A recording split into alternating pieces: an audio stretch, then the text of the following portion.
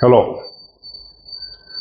I had given you a few talks on pre-budget along with my nephew Shankar Srinivasan, who gave his inputs on what he feels of how the economy will be trending and how the cash flow of the government, and he spoke about investments, and he spoke about a lot of things which are very interesting, and I hope you found it interesting.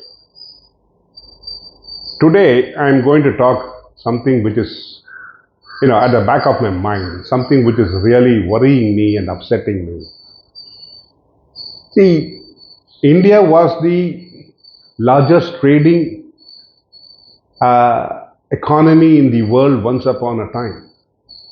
They aggressively moved all over the world. We had traded, there was a saying which said that the Romans once felt that why are they giving Roman gold to India for importing ivory tusks? See, that is the level to which we had grown. We are exporting spices for gold. We were importing, our people like Rajaraja Cholan had reached the shores of Southeast Asia, Sumatra, Indonesia, and so many places he had visited. Now he had controlled them, Cambodia, Thailand. We had trading with so many countries in the world. We were the largest traders in the world. 25% of the world's economy was with us before the East India Company came and left us, naked. But in the intermittent period of 200 years of the rule of the British, our dynamism is completely gone. Now we are thinking still like colonized slaves. The slavish mentality has still not left us. We are not, very sad that the entrepreneurship skills which are inherent in every Indian, now I'm not joking, it is inherent in every Indian, has not been brought out properly and significantly. We depend on other people's, I would say, comments whether we are doing the right thing. Is it right? Why should we bother about a third party commenting on our products or on our value systems? For example, if you take the IITs, IIT Madras has now, it is growing in leaps and bounds with the question of developing of new products.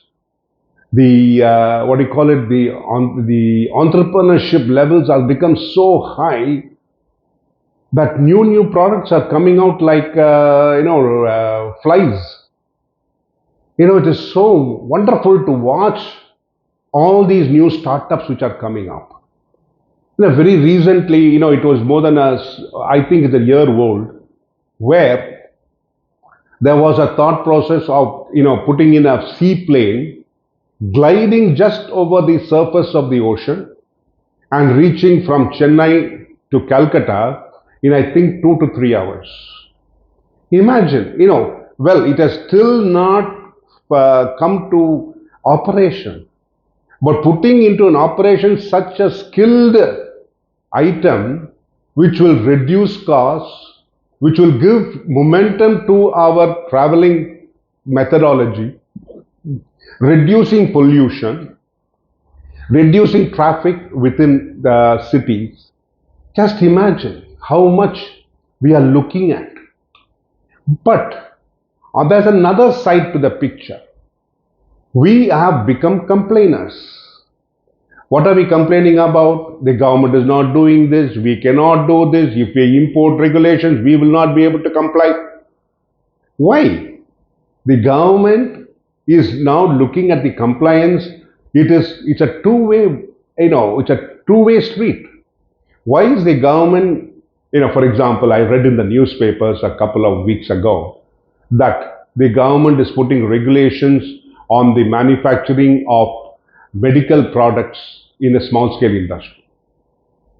Immediately these manufacturers rise up at one voice and say, no, we will not be able to adhere to the norms of the government. We will lose jobs, we will lose so much of crores of exports. How can we change it within a short period of time, etc. Now, shouldn't they apply their mind? There has been so many complaints about Indian products all over the world, and we have been managing to just cover them up and move ahead. But is that the method we should look at? When we look at a Novartis or a Johnson and Johnson or any other medical company in the world, they are all looked upon for their products, quality products. We are looking at small fries by which each one of these small scale industries can just survive. Why are we not looking at improving our quality of products? Why is that we are still looking negatively at ourselves? That we somebody should arrange our exports. We will give you only this product, this only quality I can give you, and you must make arrangement for my exports. Why? Why is that attitude? Why should we do that? Why should any government accept those type of conditions? Oh no, immediately we can't get funding, we are not able to improve your get workmen, we are not able to, the cost of living is going up, the cost of services are going up.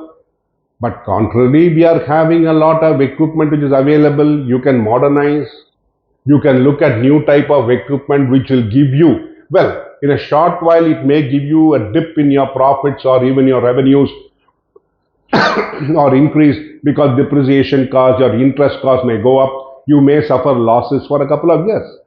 But as the quality of your product improves and the quality of your delivery improves and the cost will reduce over a period of time, your profits will, zoom. Why are we thinking on those lines? Why are we still looking at the fact that only point is we will not be able to do it? Why do we have this attitude or we will not be able to do it? We can do it. It's only a question of changing the frame of mind by which you're talking about, thinking about, not even talk, thinking about. Let me give you a reading from a newspaper why I'm talking on this subject.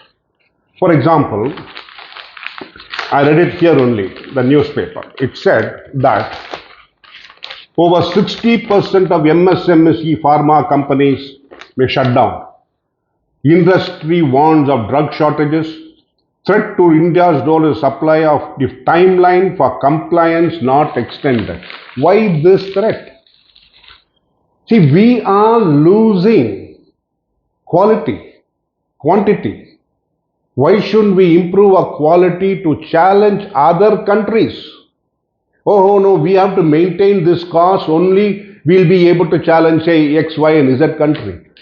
But if the quality improves, there's no necessity of a challenge. The other country which is importing both these types of medicines will feel more confident to import from a country which gives them better quality. Why were our vaccines accepted throughout the world? Because we tried it in India, we found it effective, and we gave it to the world. In the same manner, why not these manufacturers, these small scale manufacturers, come out of their MSME syndrome? Yes, they are running on a short fuse. I would say that when I say short fuse, the cost cannot grow up and they may lose a market. But if the quality does not improve, they are going to lose a market. To improve the quality, they require investment, they require funding. When it goes for funding and investment, the cost may arise because the interest costs arise, and there the cost of putting in new equipment, training new people, the type of people which you require, all these matter. We do understand. But when we give a time, when we have understood that India is losing a market because of the quality of the drugs available, why shouldn't we look at another picture and say, yes, we are delivering the goods for so many years. Let us go up a notch ahead, a notch, so that we will be able to improve the quality of our equipment, quality of our products. When we improve the quality of our products, we will get a market. But if we stick to our own regulations today and we continue to be a chalta hai attitude, we are going to be the losers. The MSMEs will be the losers, and a short while they will be out of competition and they will die a natural death. So the step forward would be that they look at it positively. Yes, it is going to be a difficult time. If we approach the government will give incentives, possibilities of new equipment at a differential cost, interest at a differential cost, funding as a differential cost. All these will be made available so that we will be able to maintain our market. And when we maintain our market, and we can improve our market share because the quality will automatically increase. That is what the angst which I feel about our Indian manufacturers. They are good, they are excellent, they do it in spite of all the difficulties, but they should change the mindset so that we will be able to challenge the world. Thank you.